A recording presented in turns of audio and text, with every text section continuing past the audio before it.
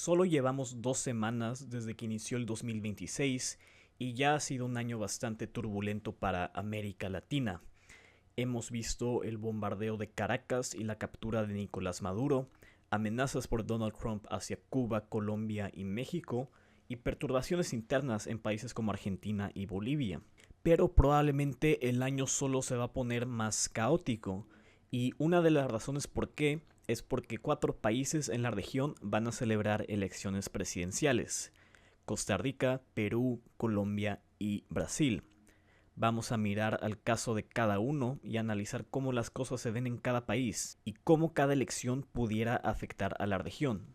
Primero tenemos a Costa Rica, país que tendría su elección el 1 de febrero. El presidente actual, Rodrigo Chávez, quien ganó la elección del 2022, presentándose como un liberal populista, no podrá reelegirse. La favorita en esta elección es Laura Fernández, quien estuvo en el gobierno de Chávez y quien está montando una campaña que busca continuar con los programas del gobierno y mantener su ideología y tono. Es parte del partido Pueblo Soberano, un partido que comparte el populismo liberal del gobierno, y en básicamente todas las encuestas se ve claramente como la ganadora, algo que tiene sentido cuando consideramos la popularidad alta del presidente Chávez. En Costa Rica, las elecciones van a balotaje si un candidato obtiene más del 40% del voto. La segunda ronda se celebraría el 5 de abril, pero es muy probable que Laura Fernández simplemente gane en primera ronda con más del 40% del voto. Sería la primera vez en Costa Rica desde hace 16 años donde un candidato ganaría en primera ronda. Y algunos otros candidatos incluyen a la ex primera dama Claudia Dobles, del partido Acción Ciudadana de centro izquierda, el expresidente de la Caja Costarricense de Seguridad Social Álvaro Ramos Chávez, representando al Partido Liberación Nacional en el centro, y Fabricio Alvarado, un diputado del partido de derechas Partido Nueva República, quien ha sido señalado por algunos medios como un candidato de la extrema derecha. De lo que vemos en las encuestas, Álvaro Ramos es el que sería más probable en pasar a un balotaje contra Laura Fernández en caso de que ella no llegue a más del 40% del voto. Pero según las mismas encuestas, lo más probable es que ella gane en primera ronda. Costa Rica, continuando con el status quo, significa que los Estados Unidos y el bloque pro-estadounidense no se tendrá que preocupar sobre este país. Rodrigo Chávez ha apoyado a las iniciativas estadounidenses en la región y aunque no es tan declarado en su estilo internacionalmente, a la Milei o Noboa se ha alineado silenciosamente con el bloque de derecha en la región. La estabilidad política de Costa Rica se mantendrá y de las 4 elecciones este año, esta tal vez sea la menos consecuente, pero los resultados nos darán datos interesantes para analizar. Luego tenemos a Perú, país que tendrá sus elecciones el 2 de abril. Perú también tiene un sistema de balotaje y en caso de balotaje, lo cual realmente ya está asegurado, se celebraría el 7 de junio. Perú ha tenido una de las situaciones políticas más inestables en América Latina desde su última elección en el 2021. El país ha tenido 3 presidentes desde ese entonces y la fragmentación política es tal que es muy difícil predecir cómo va a terminar esta elección. Hay por lo menos 34 candidatos que se han pronunciado, pero el que lidera en la mayoría de las encuestas es el alcalde conservador de Lima, Rafael López Aliaga, quien se ha presentado como un derechista duro alineado con personajes como Donald Trump, Nayib Bukele y Javier Milei. Otros candidatos incluyen a Keiko Fujimori, de la derecha fujimorista bajo Fuerza Popular, quien estaría en su cuarto intento de buscar la presidencia; Carlos Álvarez, un comediante quien representaría al partido populista de centro derecha País para Todos; y César Acuña, un empresario de centro representando a la Alianza para el Progreso. Viendo las encuestas, realmente no tenemos ni idea de cómo se miraría el balotaje, pero hay una tendencia con todos los candidatos que se ven con más posibilidad de pasar de la primera ronda. Están en la derecha o en el centro. Lo que significa esto es que Perú probablemente no regresará a la izquierda y en este caso el balance político de la región no tendría un cambio. Las elecciones tendrán repercusiones internas muy pesadas. ya que con los resultados de la elección pudieran abrir un camino para que el país salga de su crisis política que ya ha durado más de una década. Geopolíticamente, el nuevo presidente tendrá que lidiar con la fluctuación que ha tenido Perú entre los Estados Unidos y China. Un presidente antiamericano es muy improbable, pero si uno de los candidatos más derechistas, como López Aliaga, gana, veremos al país unirse a otros como Argentina, Ecuador y Bolivia en girar contundentemente hacia los Estados Unidos.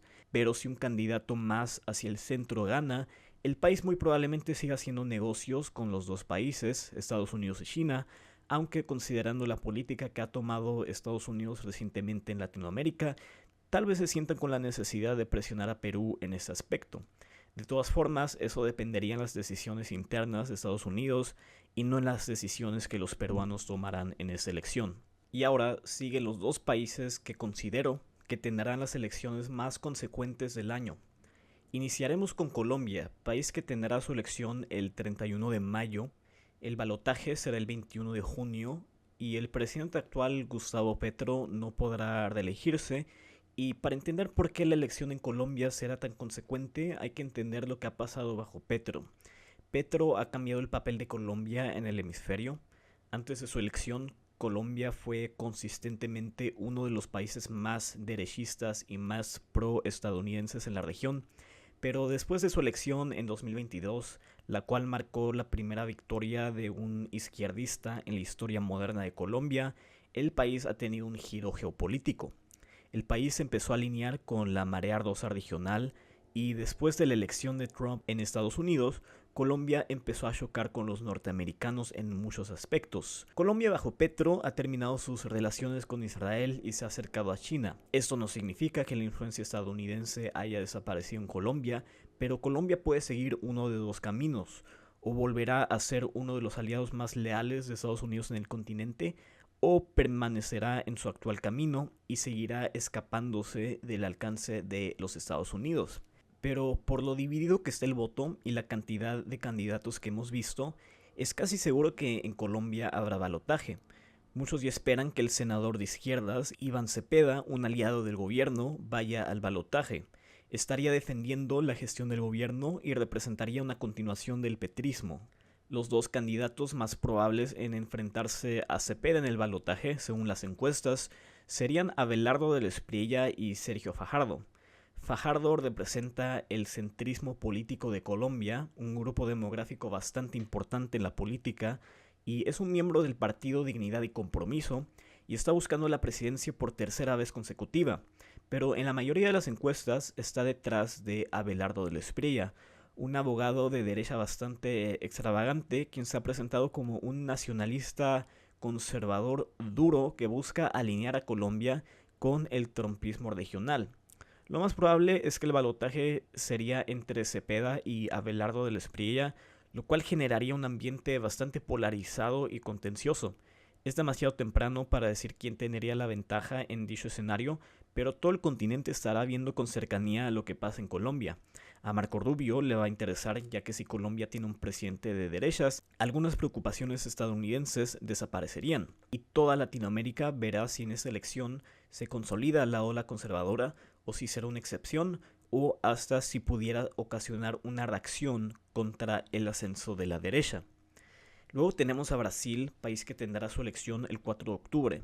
Sea balotaje, el cual ocurre en caso de que un candidato no obtenga más del 50% del voto, se celebrará el 25 de octubre. La elección de Brasil será una prueba para el presidente Lula, quien actualmente es uno de los líderes más populares del mundo y cuya presidencia ha tenido una gran variedad de victorias, domésticas e internacionales. El oponente principal de Lula sería Flavio Bolsonaro, quien básicamente sería el sustituto de su padre, Jair Bolsonaro, a quien Lula derrotó en el 2022 y a quien se le prohibió participar en las elecciones después de su condena y arresto el año pasado. Aunque la candidatura de Flavio todavía no está oficializada, ya ha recibido el apoyo de su padre. Lula está por delante en básicamente todas las encuestas y de manera sustancial. Y con su popularidad algunos dirían que la tendrá fácil, pero todavía faltan 10 meses para la elección y en este periodo de tiempo cualquier cosa pudiera pasar. La elección de Brasil será muy consecuente por razones similares a la de Colombia. En medio de la ola conservadora y pro-estadounidense, Brasil ha sido uno de los bastiones de la izquierda y pues estamos viendo el futuro de uno de los países y una de las economías más grandes del mundo siendo decidido. Si Brasil sigue con su camino actual, seguirá con el acercamiento a los otros países del BRICS que ha tenido y seguirá con su resistencia suave a los Estados Unidos, ejemplificada por las maniobras que hizo Lula con Trump el año pasado en la breve guerra de aranceles entre Estados Unidos y Brasil. Pero si la familia Bolsonaro o la derecha regresan al poder, los Estados Unidos y la derecha regional tendrán una victoria realmente enorme e histórica. La relación del país con Estados Unidos está en juego y como la izquierda en Colombia, Lula se ha estado alejando lentamente de los Estados Unidos. Así que el Departamento de Estado de ese país tendrá un interés en la elección.